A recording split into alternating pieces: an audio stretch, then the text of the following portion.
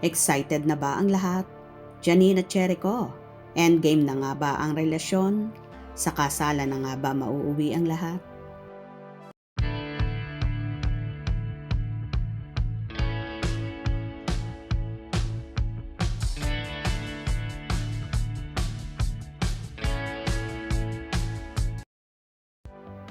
Isa si Jericho Rosales sa mga bumida sa 84th birthday party ni Eddie Gutierrez at kitang-kitang kilig nang makasama niya si Janine Gutierrez.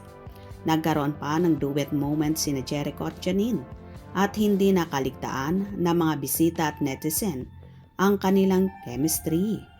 Sa TikTok mapapanood ang video kung saan makikita na ang malaking ngiti ni Jericho habang kumakanta si Janine.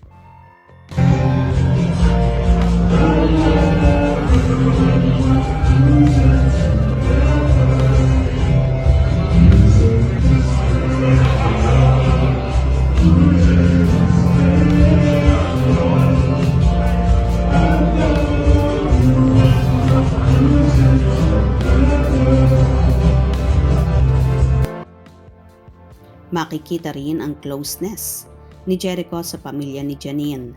Ka-table siya ni Ramon Christopher, ama ng actress at nakipagtsikahan sa mga kapatid nitong sina Jessica, Jeko at Max.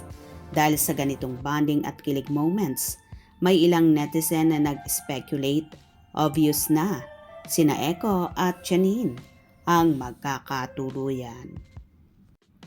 Samantala natanong naman ng entertainment press ang aktor kung saan sila ngayong Valentine's Day at ayon pa nga sa Asian Drama King na hindi daw siya magpo-promote ng movie nila ni Ann Curtis na Dalawan dahil ngayong Valentine's Day daw ay magpo-promote siya kay Janine kung saan natawa na lang ang actress. Valentine's next week. Ano plans niyo? Oo nga.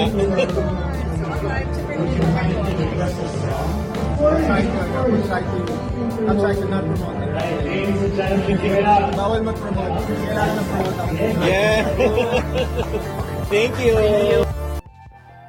Well, nakikita nga ng netizens na endgame na ang Ekonin, na posibleng sa simbahan na raw mauuwi ang pagmamahala ng dalawa, lalo pat na ay issue rin na nasa live-in setup na rin daw ang lovely couple.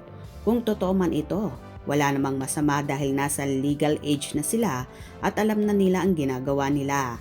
Isa pa kung mahal nila ang isa't isa at nagkakasundo sila sa ganitong setup, why not naman para kumontra? Isa pa, boto rin naman ang pamilya ni Janine sa aktor at for sure, may basbas din nila ang pagsasama ng dalawa sa isang bubong. Kung totoo man ito ha, kayo ba gusto nyo yon at kinikilig kayo sa mga paayudang hatid ng Ekonin? Kung nagustuhan nyo ang video na ito, comment down below.